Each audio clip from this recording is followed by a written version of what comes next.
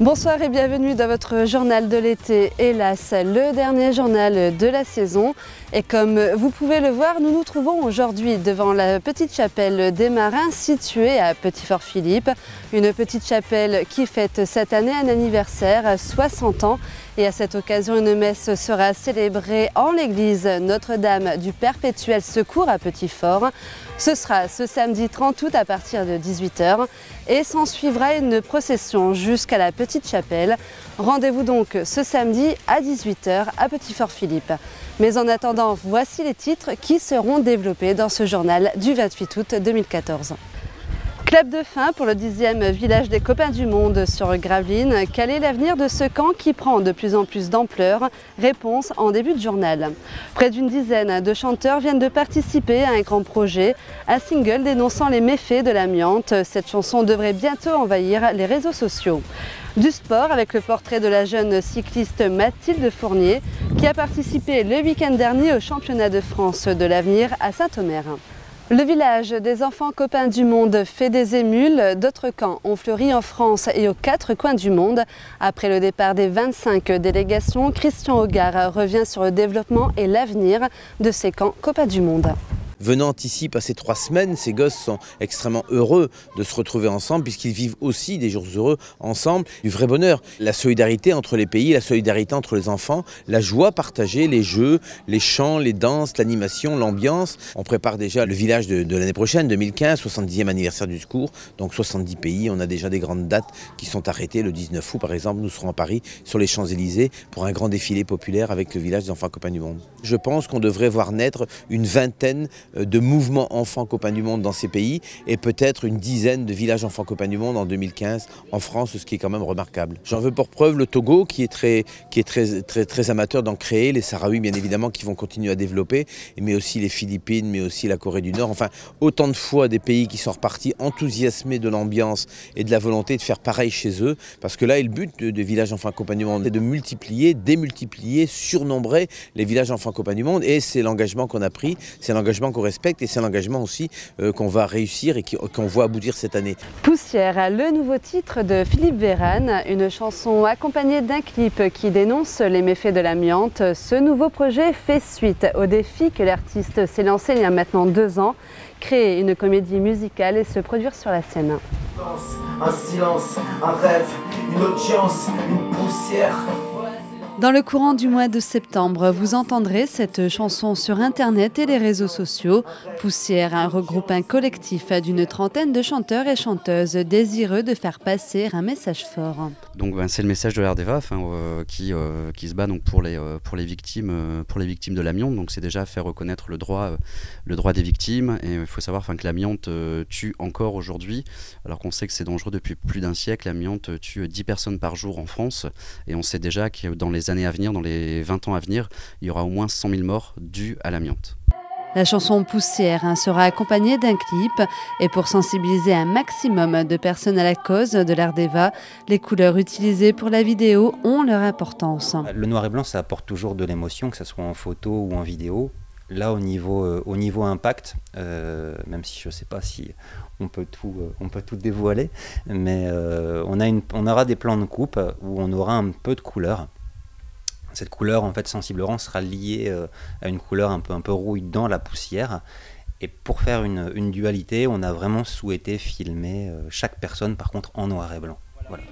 Le président de l'RDVA, Pierre Plutat, a également posé sa voix sur la fin de la chanson. Un discours dans lequel il revient notamment sur le scandale sanitaire de l'amiante. Un mensonge secret, une peine infligée, des questions qui résonnent. Respirer, se relever, encore se battre et après les réponses somnolent puisqu'on respire encore.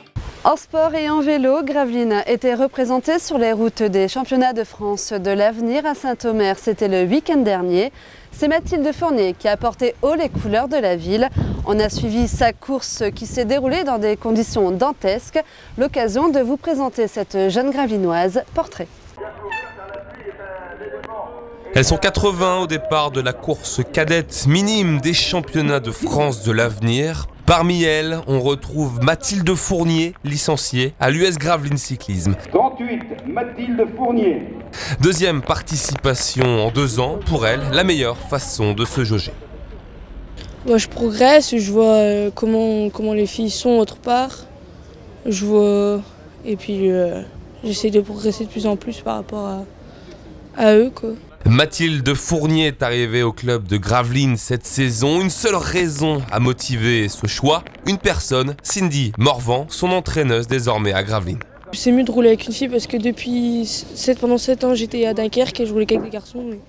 C'était assez dur donc j'ai préféré aller rouler avec des filles. C'est un moyen de progresser avec Cindy? Oui, énormément. Ouais. Ça joue sur quoi? En roulant entre filles c'est mieux et tu progresses plus vite. Vendredi, dans des conditions climatiques très difficiles où il a fallu faire avec les chutes, Mathilde et l'équipe du comité Nord-Pas-de-Calais n'ont pas réussi à tirer leur épingle du jeu sur les routes de l'Aude-Marois. Allez, à 2 jusqu'au bout, on finit sa course. Hein. Allez les filles, c'est bien. Pas grave car à 13-15 ans, elles ont encore une énorme marge de progression. On va tout faire pour la faire progresser encore parce que malheureusement il y a 2 mois elle s'est fait opérer donc elle a perdu beaucoup de ses capacités, on essaie de revenir. Donc là du coup on va bosser dur cet hiver et puis essayer de faire en sorte qu'elle progresse au fur et à mesure des années, quoi. Le duo Cindy Morvan-Mathilde Fournier ne va plus se quitter d'ici à la fin de saison avec 4 entraînements par semaine avant de se retrouver pour l'hiver et déjà aborder la saison prochaine. Et on termine ce journal avec du basket. Vous vous en êtes rendu compte, hein, depuis le début du mois, nous vous présentons un joueur du BCM. Et aujourd'hui, place à Fabien Pachal qui se dévoile au micro d'Aurélien Février. Allez, nouveau joueur, nouvelle présentation. On est cette fois avec un intérieur, Fabien Pachal, nouveau venu au BCM. Bonjour Fabien. Bonjour. Alors toi, t'arrives du Havre là, c'est ça, t'es jeune, t'as un peu le même parcours qu'Ousmane Camara. On peut te comparer à ça? Ousmane était venu il y a 2 ans, un peu comme toi, sur la pointe des pieds, et puis finalement explosé. Oui, c'est ça, on a eu le même cursus, on va dire, même s'il a 2 ans de plus que moi. Mais ouais, c'est à peu près le même parcours qu'on a eu du Havre jusqu'à Gravelines. Et t'as envie de faire comme lui là, à Gravelines pendant 2 saisons? Ouais, faire comme lui, même mieux, parce que j'ai des ambitions assez élevées. Donc je vais essayer de tout donner pour faire ce qu'il faut au BCM Gravelines. Comment s'est passée ta signature ici? C'est le coach qui t'a dragué pour te faire signer? Comment ça s'est passé? Après la fin du championnat, on a fini le 5 mai. 5 jours après, le coach m'a appelé pour me dire qu'il était intéressé par moi. Donc après ça, on a eu quelques jours de battement. Ensuite, je suis venu ici, voir le coach, le staff, tout ça, faire quelques tests médicaux, tout ça. Et après ça, j'ai donné mon accord par rapport à ce qu'ils m'avaient proposé ici, quoi. Ça reste attractif le BCM, même s'ils ont vécu une saison compliquée l'an dernier, il n'y a pas de Coupe d'Europe. Ça reste un gros club pour toi quand le BCM est venu te chercher, tu t'es dit Ah oui, ça reste une grosse écurie, même si l'année dernière ils ont eu des pépins physiques, ça fait qu'ils n'ont pas fait une grosse saison, mais en Eurocup ils ont fait une très bonne saison. Donc après, cette année, c'est à nous de remonter le BCM au haut de la liste. Vous avez une équipe super jeune cette année, et quasiment qu'avec des Français. C'est quelque chose qui t'intéressait, c'était inclus dans le projet quand ils te l'ont présenté? Oui, parce que on se connaît tous, on a tous joué l'un contre l'autre ensemble. Andrew, Jordan, je connais depuis qu'on est tout petit, donc on se connaît à peu près tous. Graham, j'ai eu 2 ans avec lui l'année dernière au Havre. Donc ouais, ça motive encore plus et de prouver aux gens qu'on peut jouer avec des Français en pro, quoi. Ça peut rapidement devenir une bande de copains, ça? Ouais, c'est l'est déjà, mais on va être encore plus soudés, je pense. Merci Fabien, et bonne pré-saison à toi. Et nous, on se retrouve bien sûr dans un prochain journal avec un nouveau joueur du BCM à présenter. C'est la fin de ce journal et comme je vous le disais, le dernier de la saison. Mais dès lundi, dès la semaine prochaine, retrouvez tous les jours de la semaine des nouvelles fraîches de Gravelines et du Sivom, des rives de la Haye et de la Colme. Mais en attendant lundi, vous pouvez toujours nous voir ou revoir sur internet, sur le www.deltatv.fr, sur Facebook ou sur YouTube. Et en attendant, passez une très bonne soirée sur Delta TV et bon week-end.